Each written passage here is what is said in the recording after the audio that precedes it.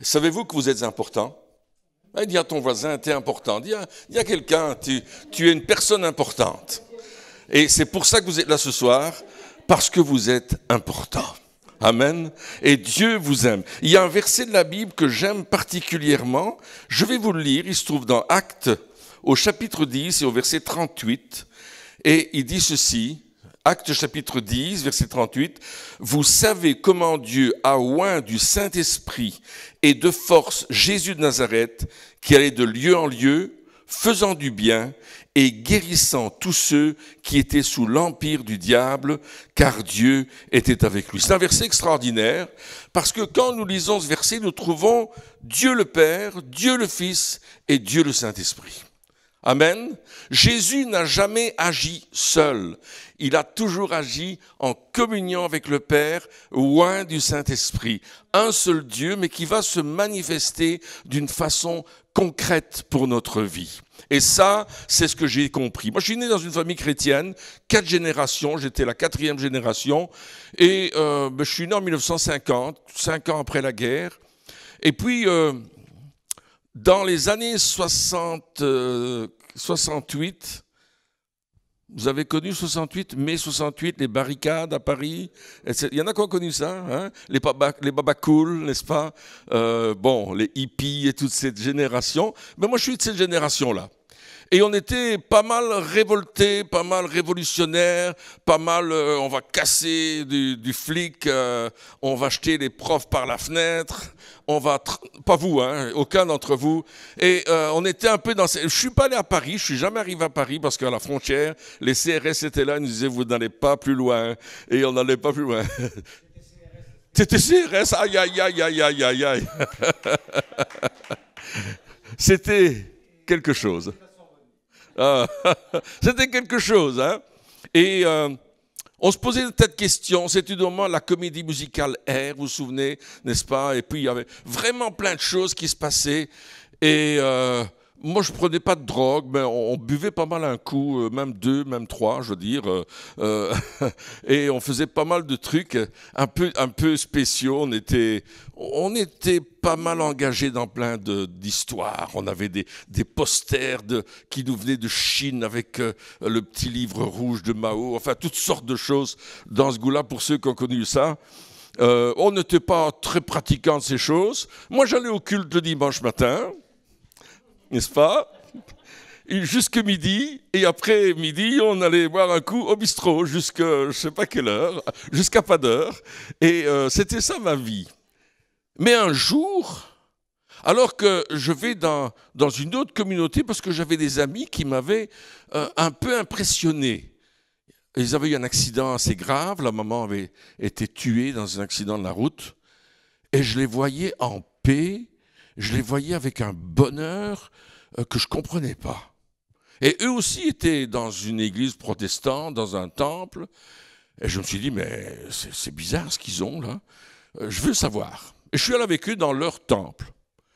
Et d'une façon très étonnante, le pasteur a parlé de ma vie.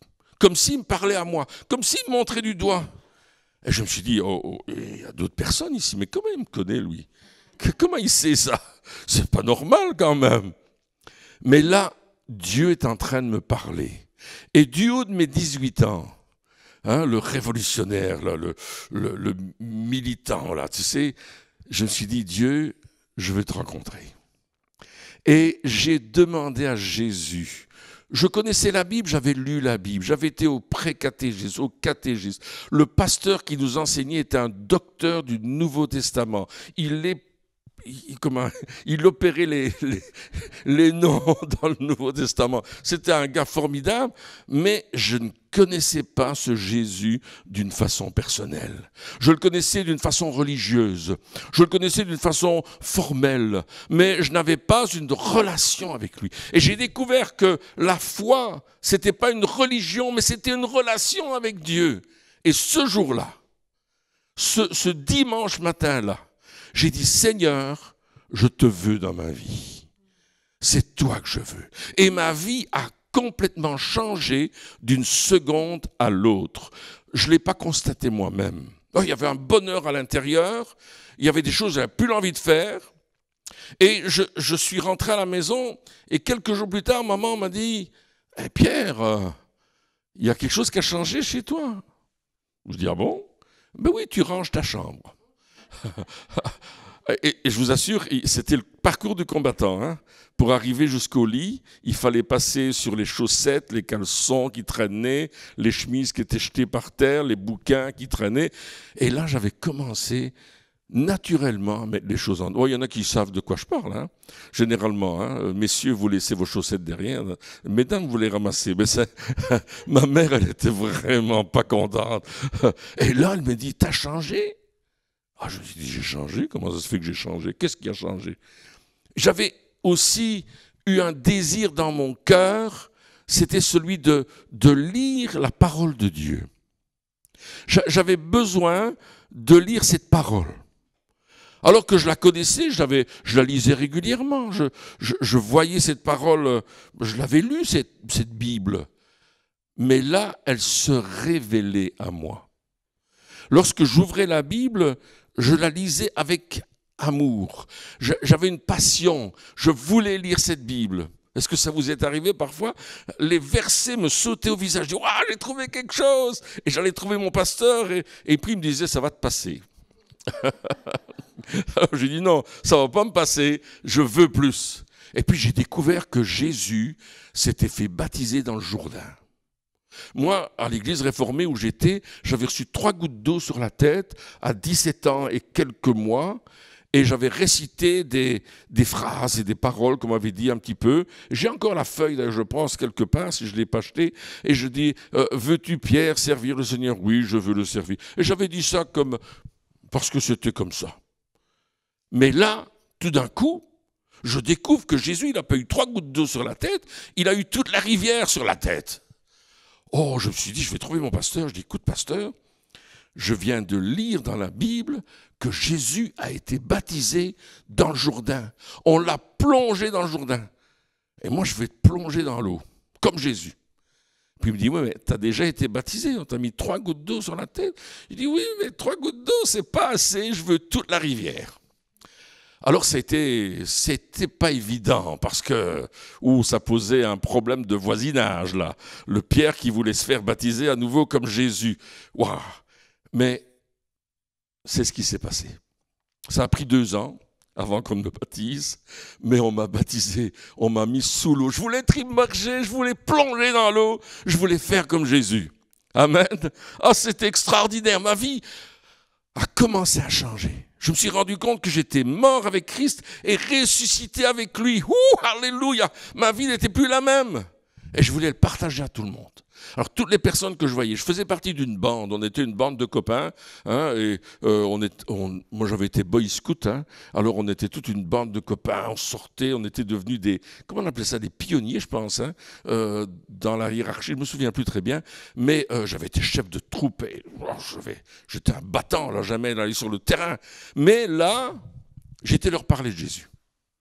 J'aurais dit, écoutez, moi, je suis devenu chrétien. Ma vie a changé. Et je ne veux plus faire les choses que je faisais avant. Vous devriez m'écouter, je vais vous partager l'évangile. Puis il y en a qui m'ont dit, ouais, tu veux devenir curé, c'est ça?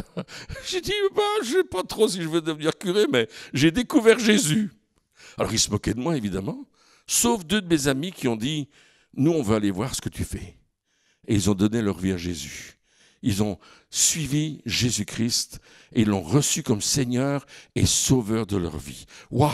Extraordinaire. Alors j'ai commencé à parler autour de moi, j'ai commencé à parler à mes amis, à parler à la famille, à parler à des gens que je ne connaissais pas, j'allais les voir, je leur parlais de Jésus. Et bien sûr, il y en a qui disaient, ça c'est super, puis d'autres disaient, ah oui, je crois que toi ça te va bien, mais moi j'en ai pas besoin. Il y a beaucoup de gens qui n'ont pas besoin de Jésus, n'est-ce pas? Mais en réalité, on en a besoin en profondeur. Et là, ma vie a commencé à prendre un autre sens. Alors, j'ai fait des études comme Christine, j'ai fait des études supérieures, j'ai étudié la mécanique industrielle, puis après avoir étudié la mécanique industrielle, je suis allé plutôt vers ce qui est la photographie industrielle, parce que je voulais travailler en usine, faire tous les tests de, comment dire, les examens de matériaux, etc. J'étais très spécialisé, parce que j'avais ça à cœur, et puis je me suis retrouvé dans un laboratoire à faire de la chimie. Vous voyez un petit peu comment les choses se passent de temps en temps dans nos vies. Tout d'un coup, on vit autre chose. Mais moi, j'étais décidé d'annoncer l'Évangile. Alors, j'allais dans les universités, ils avaient des groupes de prière, et là, j'allais enseigner, simplement partager ma foi. Et c'est là que j'ai rencontré Christine. Et on est devenus amis. Il y avait plein d'autres filles, hein. Et comme j'étais un beau garçon à l'époque, ouais, il y avait pas mal qui me regardaient en disant « Waouh, il est beau, lui, le pasteur », parce qu'il m'appelait le pasteur. Je n'étais pas le pasteur, mais il m'appelait le pasteur. Et puis, elle voulait tout épouser, le beau pasteur. Et moi, je voulais absolument épouser personne, même pas Christine. Je voulais épouser personne, je voulais juste annoncer l'Évangile. Et je suis dans un de ces groupes, et là, il y a un jeune qui est dans le groupe. Et ce jeune, il n'est pas étudiant, mais il fréquentait le groupe parce qu'il y avait des filles. Et puis là, il est là, et ce jour-là, je parle du fils prodigue. Et je parle que le fils prodigue, il a quitté la maison, il a laissé ses parents là où ils étaient, et il est allé faire sa vie, il a tout dépensé, et puis il s'est retrouvé à nourrir les cochons, et à ne même pas pouvoir manger ce que les cochons mangeaient. Et puis il a dit, je vais retourner chez mon père. Et il y avait ce jeune homme qui était là, et c'était son histoire. Mais je ne le savais pas, je ne le connaissais pas. Et il était en colère contre moi. Il dit, lui, il parle de ma vie. Pourquoi est-ce qu'il parle de ce que j'ai fait? J'ai quitté mes parents, je suis parti vivre ma vie. Et lui, il parle de ça. Il dit, je vais le tuer. Je vais le tuer. Il voulait me tuer. Il avait des bottes, c'était l'hiver, et il avait un couteau dans sa botte. Et il a dit, je vais le poignarder, je vais le tuer, ce gars. Il parle de ma vie, ça me dérange. Et jamais il était capable de prendre son couteau. Il était paralysé sur place. Mais moi, je ne savais rien de tout ça. C'est après que je l'ai appris, bien des années plus tard, quand il a donné sa vie à Jésus, il a raconté cette histoire extraordinaire qui voulait me tuer déjà à ce moment-là. Il a voulu me tuer après, mais ça c'est une autre histoire. J'y arriverai après. Il est mon ami aujourd'hui, il est devenu chrétien, il est marié, il est baptisé, marié, vraiment c'est un gars qui aime le Seigneur. Mais c'était extraordinaire. Et voilà que, bon, je continue ma vie, je travaille en laboratoire, je m'occupe de l'église avec le pasteur qui est devenu mon pasteur. Et puis, on fait plein de choses. Il y a beaucoup de jeunes qui se donnent au Seigneur. Et à un certain moment, je fais une intoxication chimique parce que je travaillais sur différents produits. Et puis, ça m'a atteint accidentellement. Et je suis en convalescence dans le sud de la France, dans les Cévennes, c'est presque le sud. Hein. Et là, je suis en convalescence chez des amis et je suis en train de prier. Et puis, je vais avoir 27 ans, j'ai 25, 26 ans. Et puis, je dis, j'aimerais bien me marier. Mais avec qui? Et là, je parle à Dieu. Je suis dans la rivière. J'aime aller à la pêche. Hein. J'attrape pas beaucoup de poissons, mais j'aime aller à la pêche. Parce que je trouve que c'est calme, dans pêche à la mouche, hein, vous savez. Et puis je suis en train d'essayer de pêcher, là, et puis j'attrape pas du tout de poissons, mais je prie, je parle à Dieu, je me promène, et je suis tout seul dans la nature. Je dis, Seigneur, j'aimerais bien me marier, mais je sais pas avec qui. Et tout d'un coup, j'ai une vision ouverte, et je vois Christine, son visage. Je dis, ah non, Seigneur, pas elle. C'est pas mon style. Je lui dis au Seigneur que c'est comme ça. Et puis le Seigneur dit, c'est elle. Waouh! Alors là, je dis, Seigneur, il faut que tu me confirmes. Donc, j'ai terminé mon séjour dans les Cévennes. Je reviens en Belgique et je ne sais pas où Christine habite. J'ai juste un numéro de téléphone et j'appelle ce numéro de téléphone et je tombe sur sa maman. Et je dis, bonjour, j'aimerais parler à Christine. Est-ce qu'elle est là? Elle dit, ah non, Christine n'habite pas ici. Elle habite à Mons, dans la ville où moi j'habite aussi. Et je dis, oh, est-ce que je peux avoir son adresse? Alors je suis allé la trouver. Elle était professeure dans une école, professeure de mathématiques dans une école. Et je vais la trouver là dans son appartement. Je lui dis, Christine, écoute, est-ce que tu veux m'épouser? C'était très romantique. Hein? Alors évidemment, je dis, mais attention, moi, j'ai rien à te donner parce que j'ai rien. Tout ce que j'ai, je l'ai donné pour le Seigneur. Donc, je ne vais pas t'apporter de l'argent, je vais t'apporter...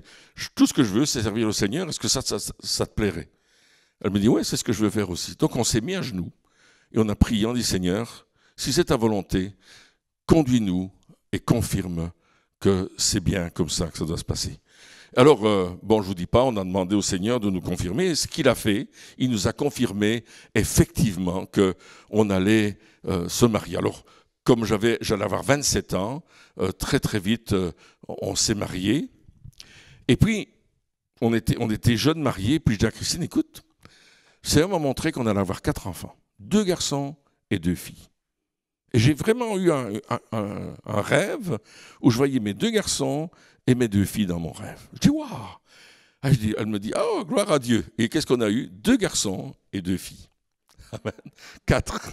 Le quartet dans l'ordre. C'est extraordinaire, ça. Hein? Alors, bien sûr, notre désir à nous, c'était de servir le Seigneur. Et on a fait partie d'un groupe de chant qui s'appelait le Salem Group. On a chanté un peu partout en Belgique, surtout dans le nord de la France, Paris aussi. Enfin, beaucoup d'endroits où on annonçait l'évangile. À l'époque, c'était un groupe assez moderne pour l'époque. Aujourd'hui, c'est un peu ringard, mais à l'époque, c'était pas mal. Et on chantait dans ce groupe-là. Moi, je jouais de la basse. Hein, la guitare, on chantait, etc. Christine jouait la guitare aussi. Et on a fait cela pendant quelques années. Puis notre premier bébé est né et on a dû quitter le groupe parce que c'était un peu difficile de partir tout le temps avec le bébé. Et puis on allait dans pas mal d'endroits et on rentrait pas mal tard aussi. Parfois c'était plusieurs jours, donc c'était pas évident. Et on a continué notre travail. Moi, je suis devenu professeur dans les hautes écoles au niveau de la photographie, puisque c'était mon métier. Christine avait arrêté l'enseignement pour élever nos enfants, parce qu'on avait pris le désir, notre désir, c'était d'élever nous-mêmes nos enfants.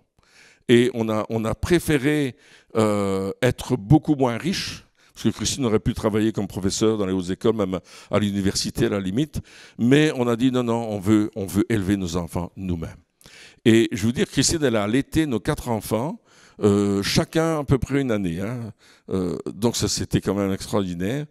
Et je crois que c'est quelque chose de bien, parce que pendant qu'elle allaitait, ah oui, je vais vous raconter, la nuit, j'entendais le bébé qui se réveillait.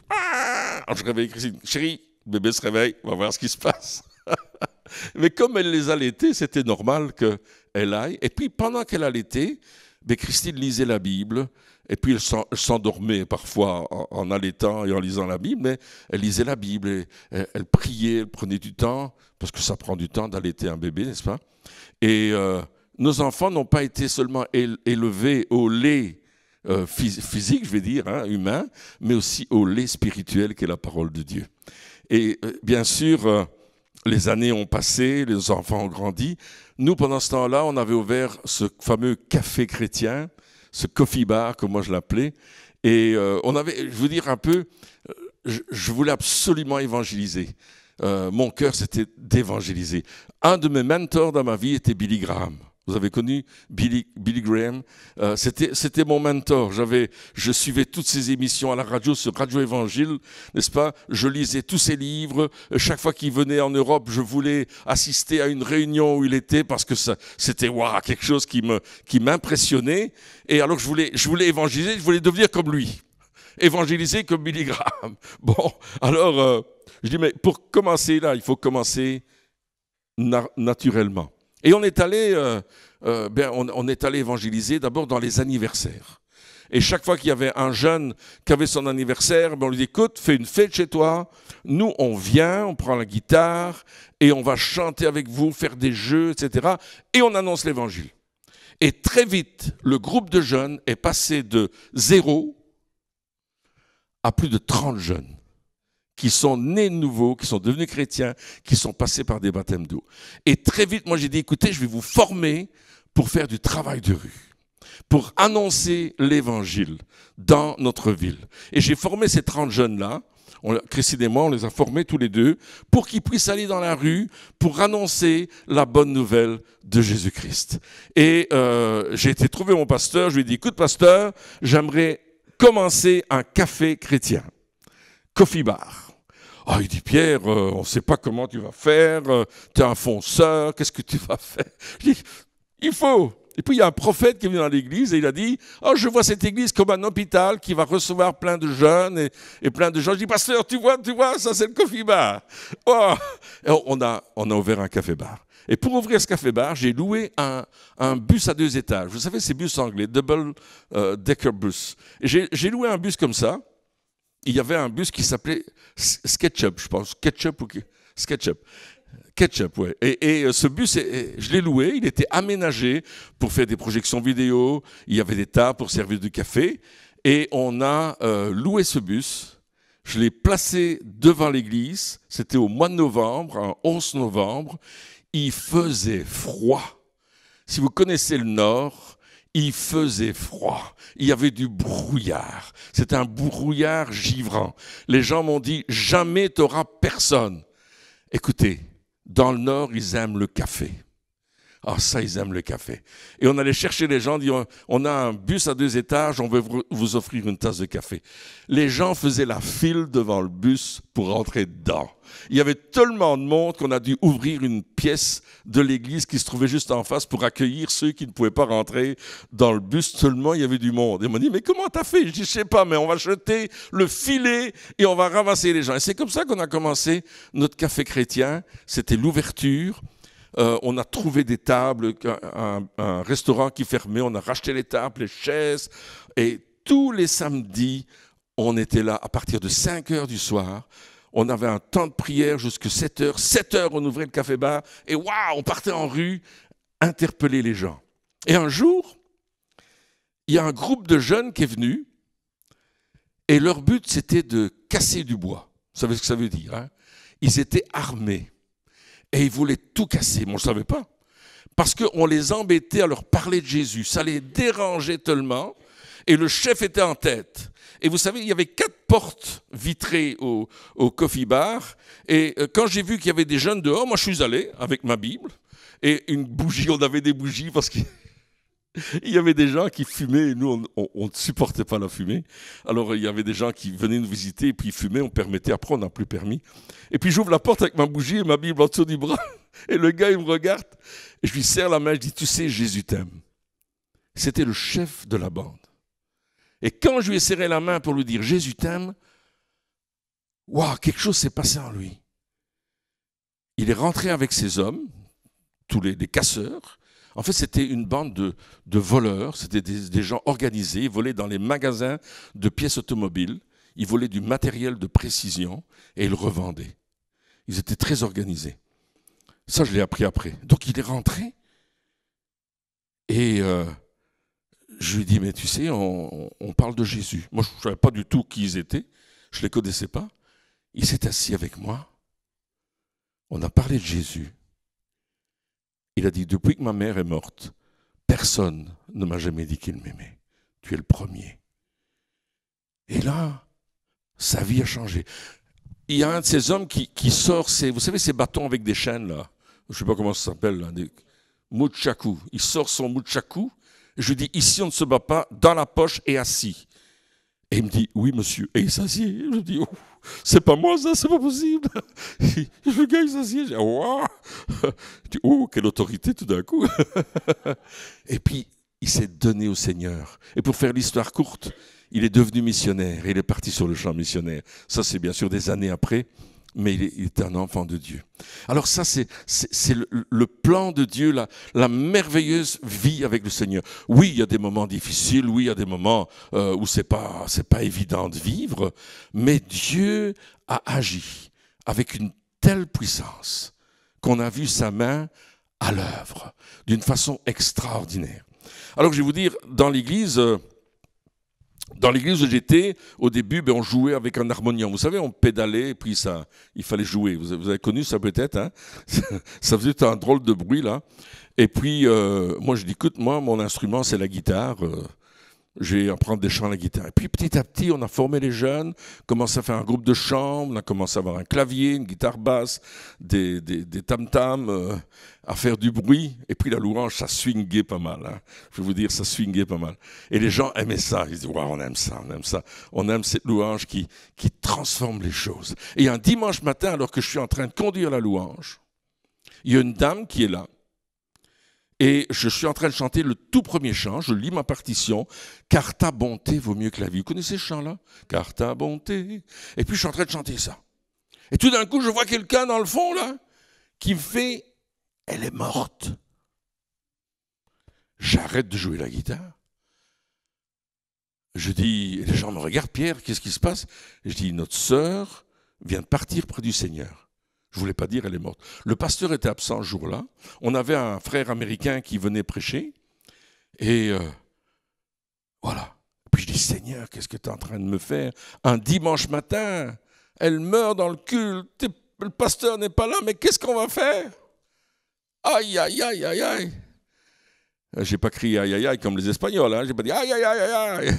Je me suis dit en moi-même, aïe, aïe, aïe, aïe, qu'est-ce que j'ai fait? Et puis... il y avait une dame qui était infirmière, qui travaillait en salle d'opération, en salle d'urgence. Et je dis, est-ce que tu veux vérifier si cette dame est bien morte? Alors elle est allée vérifier. Et puis elle m'a dit, oui, elle est morte de chez morte. Je n'étais pas encore satisfait, j'ai demandé à une autre dame qui était directrice d'école, je lui ai dit, voulez-vous vérifier si cette dame est bien morte? Elle a vérifié, elle s'est trouvé son pouls, on a mis une paire de lunettes, vous savez, pour voir s'il y avait de la buée qui venait sur les verres, on a regardé tout, et puis elle avait perdu ses dents, ses lèvres étaient bleues, elle avait perdu ses urines, elle était décédée. Alors le diacre, il vient vers moi, il me dit, Pierre, qu'est-ce qu'on fait? On appelle une ambulance, et je m'entends dire, non, on va prier pour elle. Wow, trop tard, j'avais lâché le mot, je ne pouvais pas le rattraper et le remettre dans ma bouche, trop tard. Donc je me suis dit, bon, les Américains sont là, ils ont été sur la Lune, ils doivent savoir. Alors je dis, mon frère, si tu veux venir prier avec nous? Il me fait yes, alors il s'amène. Et puis il y avait un ancien dans l'église, quelqu'un qui était plus vieux que moi, un ancien, vous savez ce que c'est un ancien? C'est, hein? Bon, et puis je l'ai appelé, je lui ai dit, tu veux venir prier?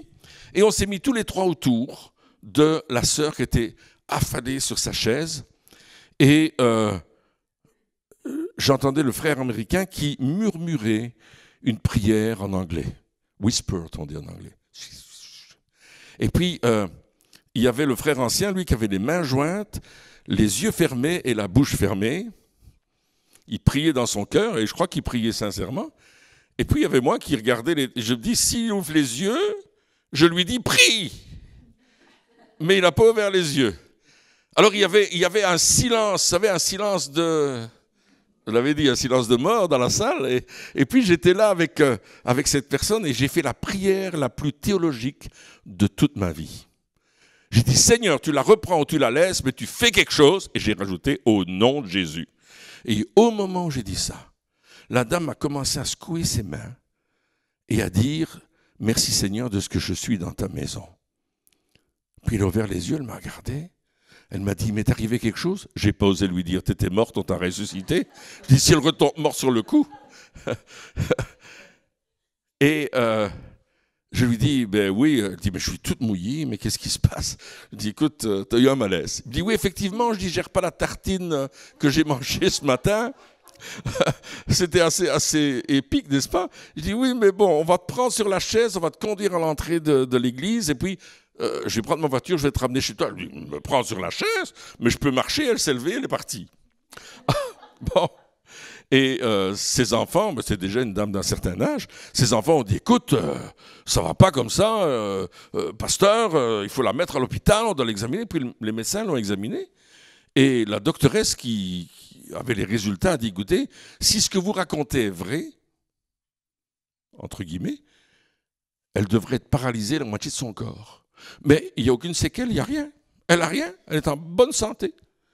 Et elle nous a fait savoir qu'elle s'était trouvée dans un endroit extraordinaire, où il y avait des fleurs de couleurs qu'elle n'avait jamais vues, il y avait une musique qu'elle n'avait jamais entendue, c'était extraordinaire, jusqu'à un certain moment où elle a vu que Jésus était présent, elle savait que c'était lui, c'était une lumière, elle savait que là, il y avait un personnage extraordinaire, mais il lui a dit, il faut que tu retournes. c'est pas ton moment, retourne. Et elle est revenue sur la terre. Voyez comment Dieu fait des miracles. C'est pour ça que je disais que Jésus, il était loin du Saint-Esprit et de force, et il allait de lieu en lieu faisant du bien et guérissant tous ceux qui étaient sous l'empire du diable. La maladie, nous disait Christine dans son témoignage, c'est bien une œuvre de l'ennemi. L'ennemi, il n'aime pas qu'on soit en bonne santé, comme il n'aime pas qu'on soit sauvé de nos péchés, qu'on soit pardonné de nos fautes. Il n'aime pas ça, donc il va tout faire pour nous dire tout ça c'est du pipeau, vous dites ça en France, hein, c'est du pipeau, on vous joue une mélodie. Mais moi je vous dis, Jésus le fait. Et j'ai vu cette femme revenir à la vie. C'était notre première résurrection. On en a vu d'autres après qui sont revenus à la vie alors qu'ils étaient morts. Et c'est vraiment une grâce de Dieu. C'est Dieu qui le fait. Nous, on n'a rien à voir là-dedans. Mais je peux vous dire que ça, c'était la puissance de Dieu en action. Alors, bon, on n'a pas trop parlé de cette histoire-là, mais moi, j'ai vu la grâce de Dieu. Et on a vu la puissance que notre Dieu allait déployer. Je me suis dit, il faut qu'on continue dans ce domaine-là. Et on a commencé à prier pour les malades. Alors au départ, je priais pour les maux de tête et ça, c'était formidable. Puis un jour, j'ai prié pour les maux de dos. Et les gens étaient guéris du dos. Je dis, waouh, extraordinaire. Et je me suis rendu compte qu'il n'y avait pas beaucoup d'enseignements sur la guérison dans les églises. Que beaucoup de personnes ne croyaient pas trop que Dieu pouvait guérir et qu'il voulait guérir. Parfois, il y a des gens qui disaient, c'est ma croix, je la porte. Je porte ma croix et c'est ma maladie, je la porte. Moi, je dis, écoute, moi, je préfère ne pas porter la maladie, ne pas porter la croix, en tout cas pas celle-là, et permettre à d'autres d'être délivrés du fardeau qu'ils ont sur leur vie. Il y a une transformation, un changement de la puissance que Dieu veut donner dans nos vies, qu'il veut déverser pour nous libérer de tout lien de mort, tout lien de l'ennemi, tout lien que Satan veut mettre sur notre vie. Amen. Et on ne doit pas rester lié. Personne ne doit rester lié. Personne ne doit rester attaché à des puissances des ténèbres.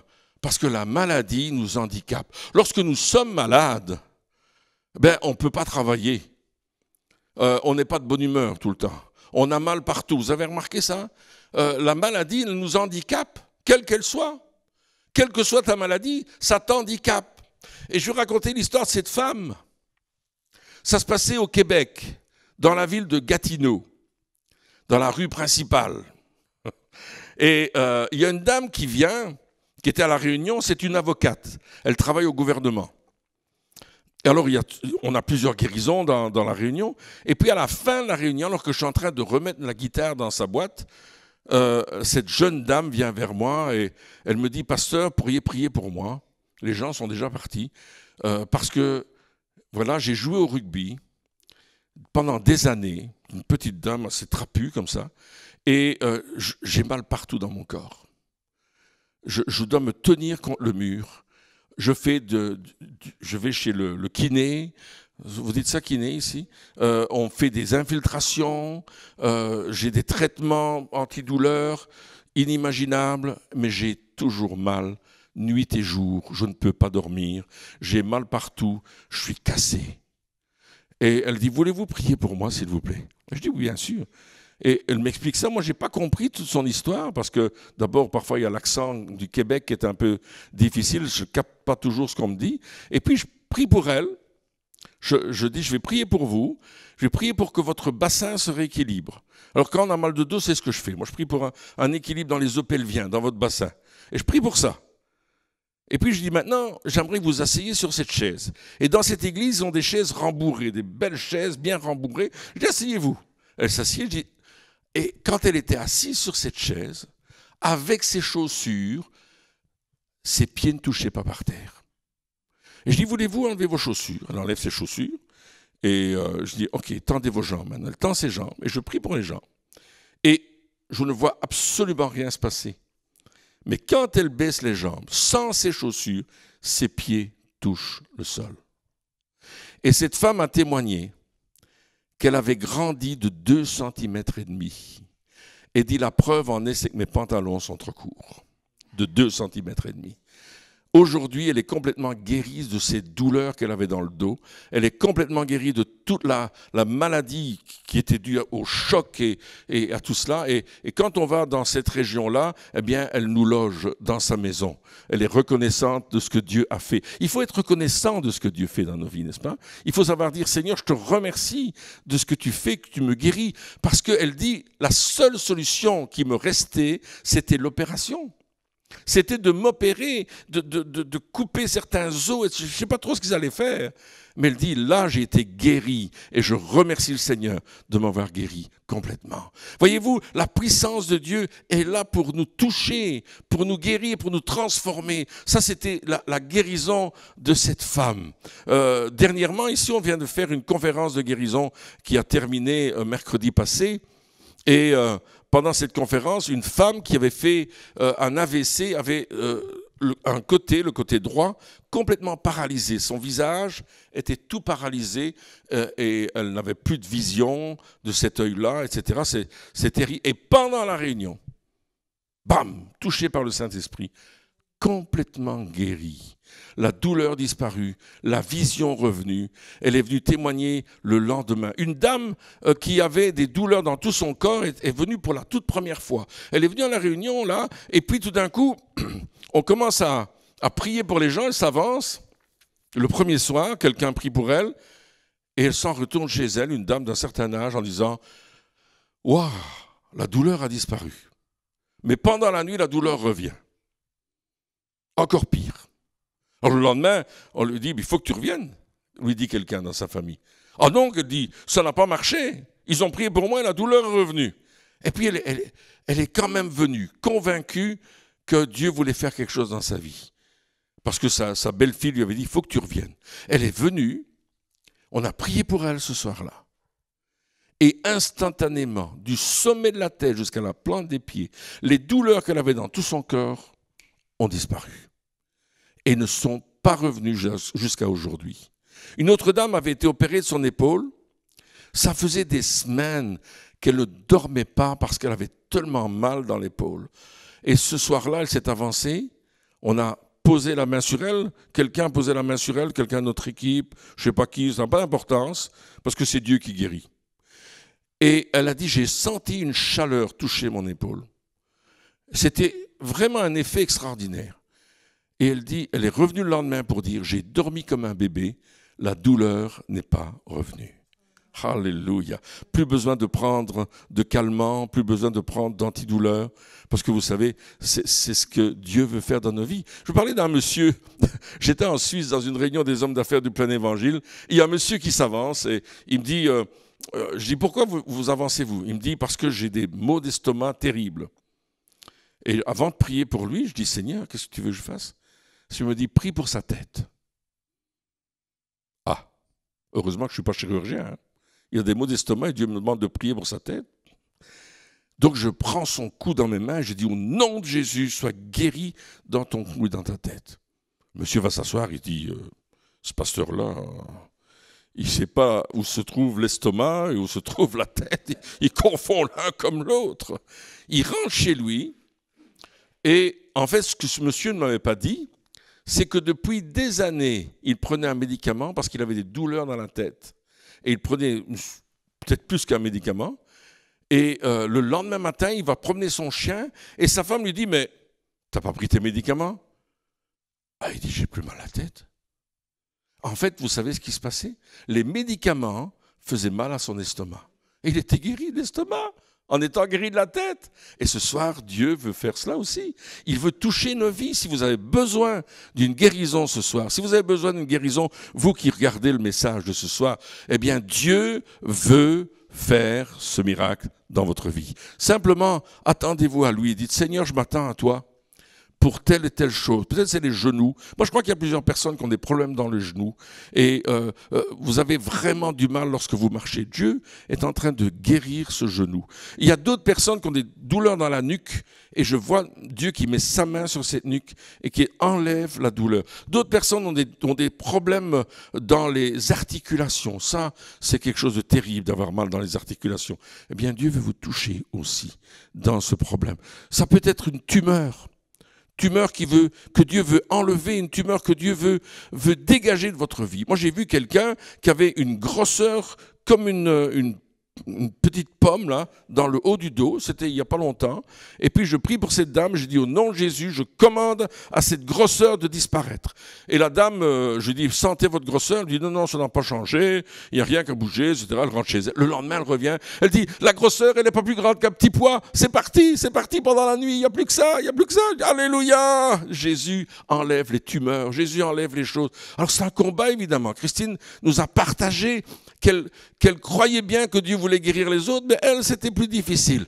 Dieu veut faire ça aujourd'hui encore. Il veut vous guérir parce que c'est par ces meurtrissures que nous sommes guéris. C'est par ces meurtrissures que nous avons la guérison. Pas à cause de nous. Demain, je partagerai sur 7 faits concernant le sang de Jésus-Christ. Mais croyez-moi, la Bible dit que par ces meurtrissures, vous êtes guéris. Par ces meurtrissures, vous êtes transformés. C'est pas moi qui le fais, c'est Jésus qui va le faire. C'est Jésus qui va agir. C'est Jésus qui va changer votre vie. C'est Jésus qui va transformer votre vie. De la même manière que j'ai reçu le salut par la foi. De la même manière, j'ai dit, Seigneur, je crois en toi, sauve-moi, pardonne mes fautes, j'ai tellement fait de bêtises, il faut que tu me pardonnes, j'ai besoin de toi. Le jour où il m'a pardonné, waouh, ma vie n'était plus la même. Je suis devenu un autre homme, quelqu'un d'autre. Un autre jeune homme, j'étais jeune homme à l'époque. Mais jusqu'à aujourd'hui, ça n'a pas changé. Le même salut est dans mon cœur. Le même Seigneur est dans ma vie. Il a changé ma vie. Il fait de moi une nouvelle créature. Mais il va plus loin que ça. Il veut aussi t'amener par la foi à la guérison. Il veut t'amener par la foi à une transformation de vie. Il veut t'amener par la foi à un changement radical. Vous connaîtrez la vérité, dit la Bible, et la vérité vous rendra libre. Lorsque tu sais ce que Dieu veut, lorsque tu sais ce que la Bible dit au sujet de la volonté de Dieu, lorsque tu sais que Dieu veut te guérir, par exemple, veut te sauver, veut te libérer, veut faire de toi un ministère, quelqu'un qui va servir. Et un ministère, c'est quelqu'un qui remonte ses manches, qui met sa salopette et qui travaille. C'est pas quelqu'un qui est assis sur le podium et qui dit « Obéissez-moi, s'il vous plaît ». Non, c'est pas ça. Un ministère, c'est quelqu'un qui travaille. Donc on est tous des ministères, parce qu'on travaille tous pour Dieu. Et je crois que c'est important de le savoir. Mais l'important, c'est de mettre notre confiance en Dieu. Il est celui qui nous protège, celui qui nous guérit, celui qui nous délivre, celui qui nous transforme. Et aujourd'hui, il veut toucher votre vie. Est-ce que vous êtes prête à prier avec moi cette prière? De dire, Seigneur, j'ai besoin de toi. Seigneur, j'ai besoin que tu me sauves. Seigneur, j'ai besoin que tu me transformes. Seigneur, j'ai besoin d'être une nouvelle créature. Et ça va être le miracle du Saint-Esprit. Car c'est le Saint-Esprit qui va mettre en vous cette transformation. Prenons un instant, baissons nos yeux et parlons à Dieu dans notre cœur. Et faites cette prière. Vous pouvez la répéter dans votre cœur avec moi. Simplement, vous qui êtes là, dites Seigneur Jésus, dites-le, Seigneur Jésus. Je reconnais que je suis pécheur. Dites-le, je reconnais que je suis pécheur et que j'ai besoin de toi. Je reconnais que tu es mort pour moi sur la croix et que tu as versé ton sang, toi l'agneau de Dieu, pour que je sois pardonné de mes péchés. Aujourd'hui, Seigneur, je te demande pardon pour mes fautes. Je me tourne vers toi et je t'appelle à venir dans ma vie. Change mon cœur. Je veux naître à nouveau de ta vie et te recevoir comme mon Sauveur et comme mon Seigneur. Merci de le faire maintenant, Seigneur. Amen. Voyez-vous, chers amis, alors que vous avez fait cette prière, Jésus est entré dans votre vie. Il dit, je suis à la porte et je frappe. Si quelqu'un m'ouvre la porte, j'entrerai chez lui, je souperai avec lui et lui avec moi. Jésus veut amener le souper ce soir. Et il veut manger avec toi à ta table. C'est lui qui a apporté le souper. Si tu es français, c'est sûrement un pain français, du fromage et une bouteille de vin. Si tu es africain, c'est peut-être un poulet à la moingue ou du foufou, que sais-je. Si tu es américain, certainement, il est venu avec un bon hamburger et du ketchup. Ça, c'est certain. Mais il veut souper avec toi. Il veut passer son temps avec toi. Il veut que vous parliez ensemble. C'est ça de devenir chrétien. C'est rencontrer le Christ d'une façon personnelle et extraordinaire. Alors que Dieu vous bénisse et qu'il vous remplisse de son amour. N'hésitez pas de nous faire savoir si vous avez pris cette décision. Écrivez-nous, faites-le nous savoir simplement et Dieu va agir dans votre vie. Amen.